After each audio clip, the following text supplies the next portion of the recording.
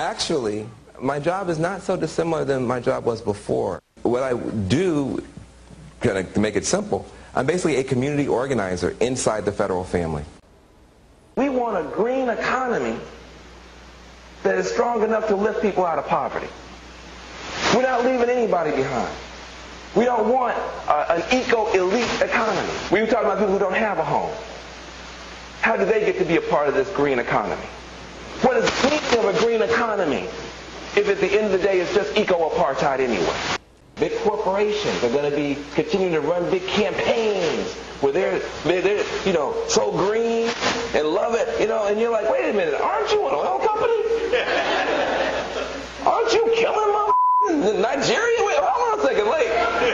How did you, who made this ad content? I'm still laughing about the oil companies killing people in Nigeria. All we do is take out the dirty power system, the dirty power generation in a system and just replace it with some clean stuff. Put a solar panel on top of this system. But we don't deal with how we are consuming water. We don't deal with how we're treating our other sister and brother species. We don't deal with toxins. We don't deal with the way we treat each other. If that's not a part of this movement, let me tell you what you'll have. This is all you'll have.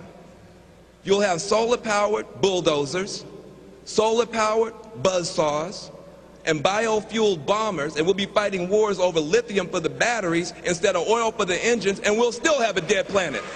This movement is deeper than a solar panel. Deeper than a solar panel. Don't stop there. Don't stop there. No, we're going to change the whole system. We're going to change the whole thing.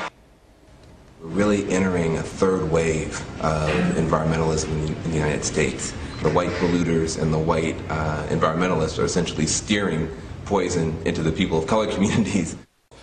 All of Storm's members developed a basic understanding of and commitment to revolutionary Marxist policies, with a particular emphasis on the historical experiences of third world communist movements.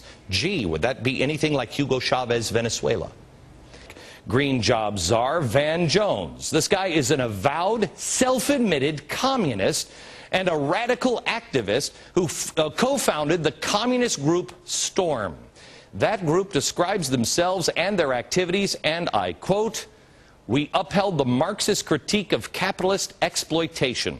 We agree with Lenin's analysis of the state and the party, and we found inspiration and guidance in the insurgent revolutionary strategies developed by third world revolutionaries like Mao Zedong and some other guy he named his kid after.